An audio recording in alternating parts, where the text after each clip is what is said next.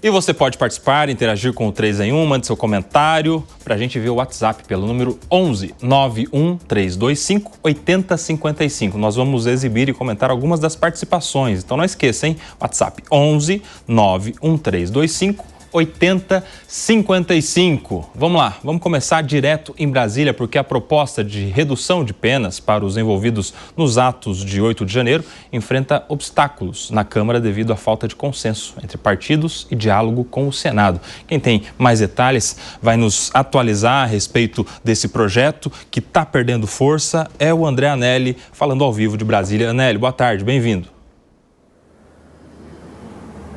Obrigado, Kobayashi. Muito boa tarde a você também e a todos aqui no 3 em 1 da Jovem Pan. Conversei agora há pouco com um assessor ligado então ao Partido Solidariedade, que é o partido presidido por Paulinho da Força, deputado federal, relator então da chamada PEC da dosimetria, rebatizada, como antes era então a PEC da anistia aos participantes dos atos do dia 8 de janeiro de 2023. E de fato existe sim essa análise de que tanto um projeto quanto o outro, a anistia primeiramente, quanto até a dosimetria, o recálculo do tamanho das penas para os participantes dos atos de 8 de janeiro, todas essas discussões vêm sim perdendo força justamente por conta da falta de um consenso. A gente relembra que na semana passada, nos últimos dias, Paulinho da Força fez uma verdadeira peregrinação aqui por Brasília, se reuniu inclusive com parlamentares do PL, do Partido Liberal, houve uma animosidade com eles,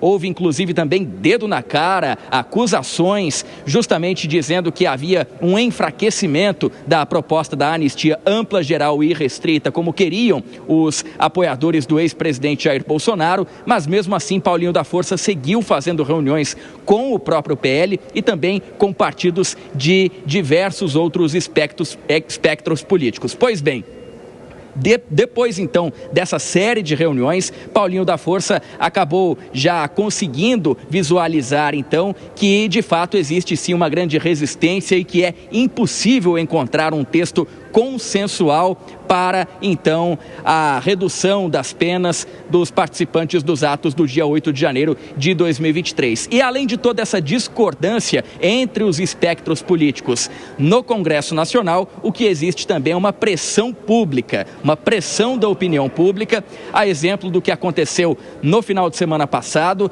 quando, então, manifestações espalhadas pelo Brasil demonstraram que existe uma insatisfação generalizada com a Câmara dos Deputados, principalmente depois, então, do avanço da chamada PEC da blindagem, que teve a sua urgência e o seu texto aprovados na Câmara dos Deputados. Essa PEC chegou no Senado e foi imediatamente enterrada diante de diversas críticas da opinião pública. Então, a avaliação nesse momento é que, para a questão da anistia ou então da dosimetria, primeiro, não existe consenso entre os próprios congressistas e também existe o temor de uma reação da opinião pública contrária a exemplo do que aconteceu com a PEC da blindagem. Portanto, esse texto vai perdendo força, apesar de o ex-presidente Jair Bolsonaro continuar cumprindo prisão domiciliar e também outras pessoas do chamado núcleo crucial continuarem, então, sob punição por conta da suposta tentativa de golpe de Estado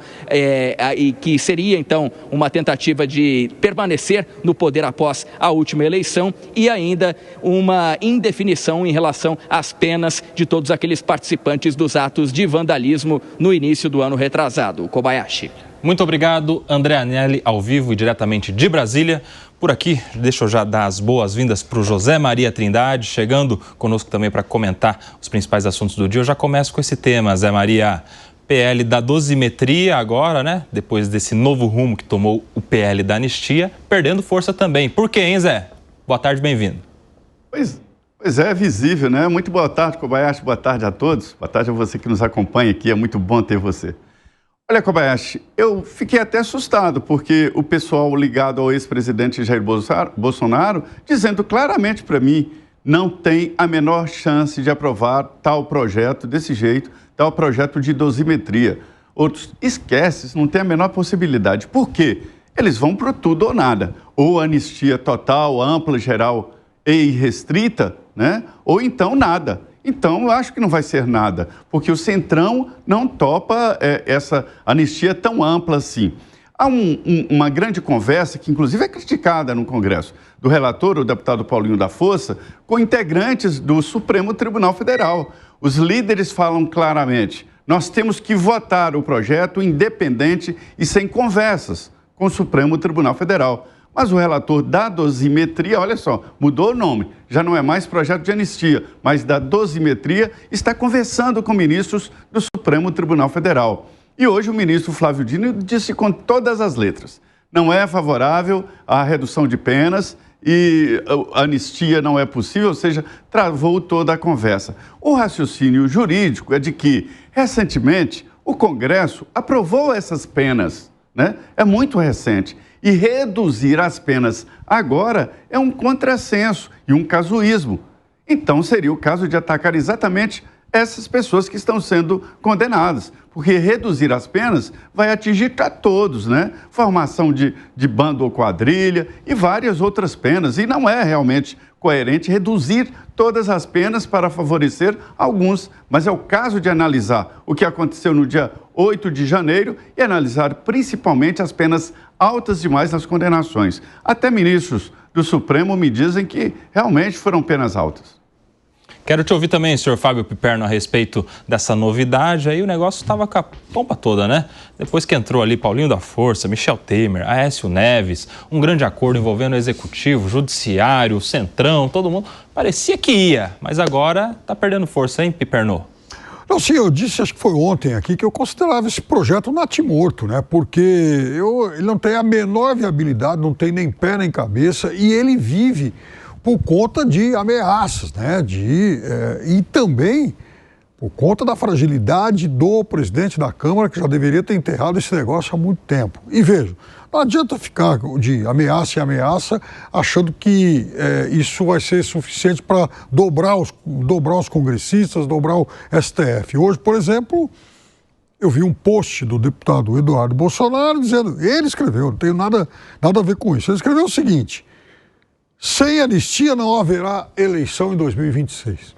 Então, esse tipo de ameaça, obviamente, ajuda a conspirar contra essa ideia que por si só já é ruim. Com mais esse apoio todo, apoio entre aspas, fica pior ainda. Então, veja, eu não vejo como realmente cooptar alguém, convencer alguém a apoiar essa ideia fazendo uso desse tipo de ameaça de força. Então, eu honestamente acho que também algumas coisas elas precisam ser melhor avaliadas. A gente já falou aqui sobre a proximidade de algumas acusações, de alguns crimes, a tentativa de abolição do Estado Democrático de Direito com um golpe de Estado e tal. E o Zé Maria sempre lembra algo que é óbvio, quer dizer, se tem golpe não tem julgamento, não tem inclusive punição a ninguém, porque o golpista ele não vai se autopunir. De qualquer forma, não é com esse tipo de ataque, esse tipo de medida de força, essa coisa de ou tudo ou nada, que se vai conquistar alguma coisa. Fala, Alan Gani. Olha só, é claro que era um projeto que não interessava, né, ao núcleo duro do bolsonarismo, principalmente aos filhos de Jair Bolsonaro, né?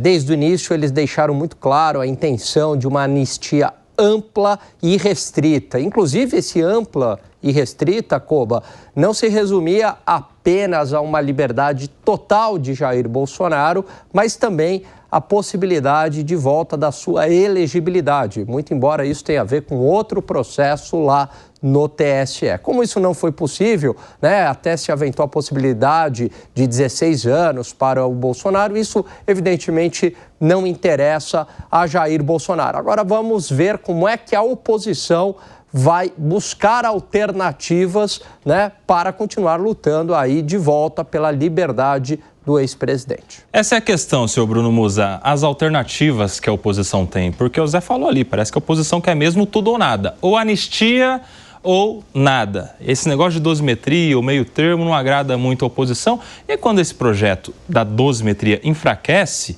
acaba sendo também um recado para a oposição de que, não quer também dosimetria, também vai ficar sem o nada mesmo. Como é que você vê a situação da oposição nesse momento? Veja, vamos lá, boa tarde, Cobá. Primeiro, e a todos aqui que nos escutam e da bancada. Claro que isso me traz 2 pontos aqui que eu quero mencionar rapidamente. O primeiro deles é a clara situação política que isso se tornou. Claramente a gente vê que a tal da dosimetria ou da própria anistia ampla e restrita, ela perdeu força de todas as formas. Talvez a ampla e restrita não tenha mais sequer espaço, né, no grande, digamos, centrão que acaba comandando a política brasileira. Mas o meu ponto, eu volto no que eu sempre falei aqui.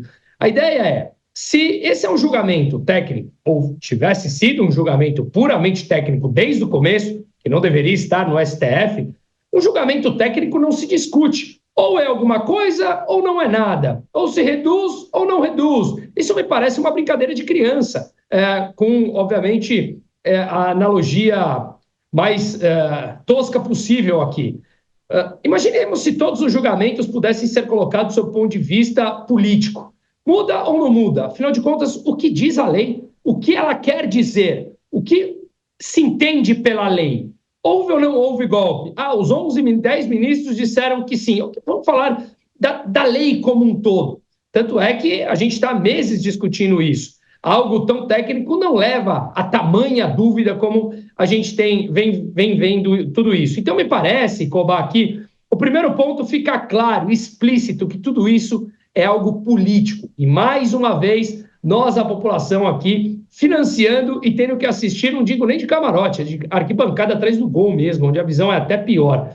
E o segundo ponto que eu queria mencionar é que aí me parece que o jogo político como um todo, isso não desse julgamento, a política como um todo é cheia de incentivos perversos. O incentivo perverso pressupõe que a política ela é uma maquinária de poder, é uma busca pelo poder. E os partidos, eles são única e exclusivamente um meio para isso. E quando nós falamos isso, Cobá, dá total clareza que esses incentivos perversos querem apenas manutenção do poder em troca de favores daqueles que os ajudam ao chegar ao poder. E aí a técnica perde por completo o lado. Nesse contexto, que é a realidade da política brasileira sendo muito pragmático, talvez de grande parte dos países, a gente vê que ou eles vão aceitar a anistia, digamos, a dosimetria, ou realmente vão perder. Então, meu ponto significa, será que não faz sentido estrategicamente debater a dosimetria, porque o outro lado praticamente perdeu total a força da anistia completa? Então, tracei 2 pontos aqui. O primeiro, fica claro que tudo virou político.